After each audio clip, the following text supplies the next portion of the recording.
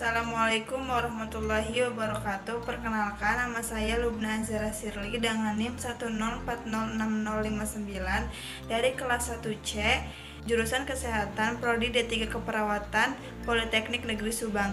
Di sini saya ingin menjelaskan beberapa materi dari mata kuliah Konsep Dasar Keperawatan. Di sini saya mengambil materi tentang teori keperawatan.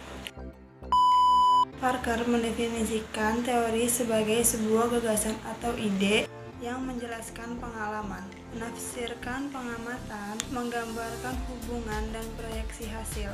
Teori juga merupakan pola pikiran atau konstruksi yang dibuat untuk membantu memahami dan menemukan arti dari pengalaman, organisasikan dan membahasakan pengetahuan, dan menyampaikan pertanyaan untuk mengetahui pengertian atau wawasan yang baru. Teori juga alat untuk menjelaskan suatu fenomena.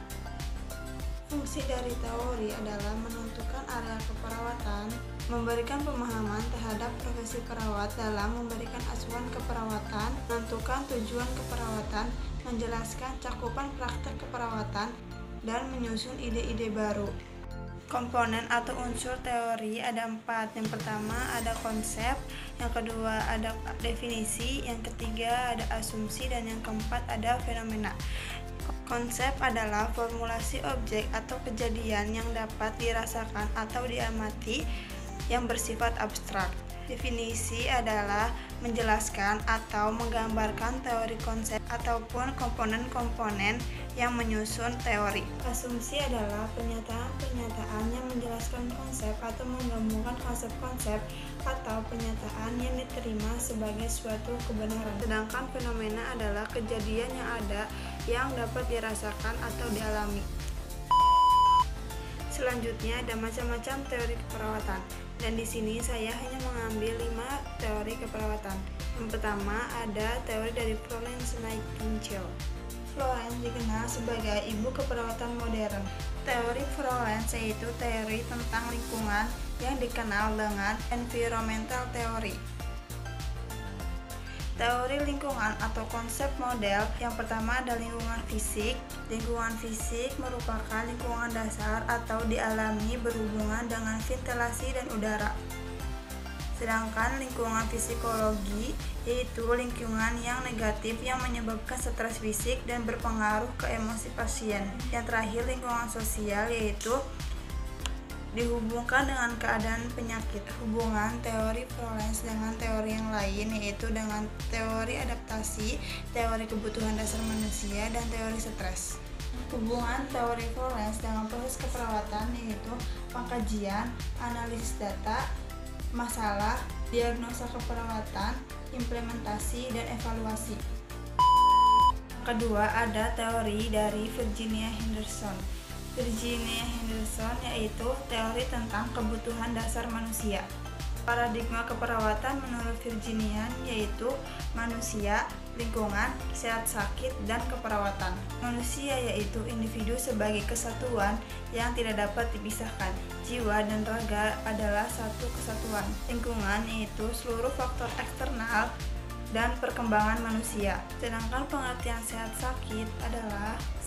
adalah kualitas hidup yang dapat dihubungkan dengan kemandirian.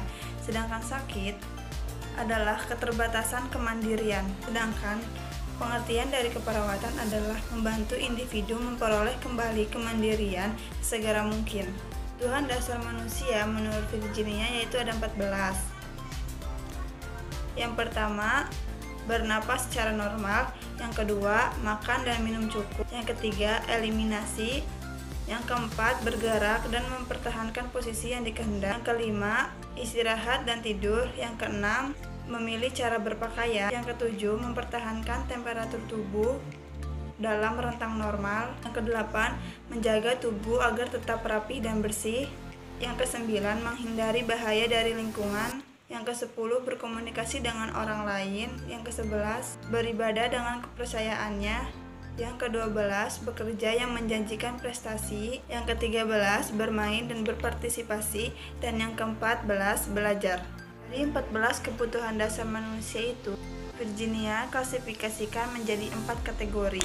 Ada biologis, psikologis, spiritual, dan sosiologis. Ketiga ada teori dari Leininger, yaitu teori tentang kultur. Culture care adalah teori yang holistik karena meletakkan di dalamnya ukuran dari totalitas kehidupan manusia dan berada selamanya, termasuk sosial struktur, pandangan dunia, nilai kultural, konteks lingkungan, ekspresi bahasa, dan teknis serta dalam profesional. Penerapan asuhan keperawatan berdasarkan teori dari Leininger. Pengkajian dilakukan terhadap respon adaptif dan maladaptif untuk memenuhi kebutuhan dasar yang tepat sesuai dengan latar belakang budayanya. Pengkajian dirancang berdasarkan 7 komponen yang ada pada Leininger Sunrise Model dalam teori keperawatan transkultural. Evaluasi asuhan keperawatan transkultural dilakukan terhadap keberhasilan pasien yang mempertahankan budaya yang sesuai dengan kesehatan negosiasi terhadap budaya tertentu yang lebih menguntungkan kesehatannya. Selanjutnya ada teori dari Marjorie Gordon, yaitu teori tentang penyakit. Menurut John Gordon dan Larich, penyakit itu ditentukan oleh 3 faktor atau pengaruh. Yang pertama ada agent atau penyebab penyakit, yang kedua ada host atau penjamin, dan yang ketiga ada lingkungan. Agent atau penyebab penyakit, agent hidup atau agent yang terdiri atas benda hidup seperti metazoa, protozoa, bakteri, dan virus. Agent tak hidup terdiri dari zat kimia, zat fisis, kekuatan mekanis, faktor fisiologis, faktor intrinsik meliputi umur, ras, jenis kelamin, genetik, psikologis termasuk kebugaran dan riwayat penyakit, dan ketanggapan. Sedangkan faktor ekstrinsik yaitu meliputi merokok, penyalahgunaan obat, alkohol, aktivitas seks, diet, pekerjaan, dan rekreasi. Sedangkan lingkungan adalah faktor eksternal yang di luar dari agent dan penjamu yang mempengaruhi agent. Faktor eksternal menyebabkan dan memungkinkan lingkungan hidup meliputi lingkungan fisik, lingkungan biologik, lingkungan mental sosial, lingkungan alami, lingkungan buatan, dan lingkungan ekonomi.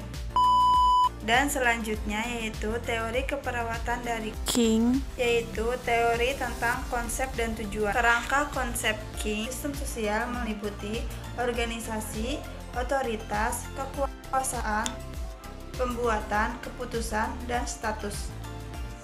Dan sistem personal meliputi citra tubuh, tumbuh kembang, diri, persepsi, ruang, dan waktu. Sedangkan sistem interpersonal meliputi komunikasi, peran, stres, dan transaksi.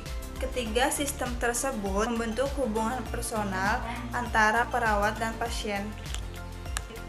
Sekian pemaparan materi dari saya, kurang lebihnya mohon maaf. Assalamualaikum warahmatullahi wabarakatuh.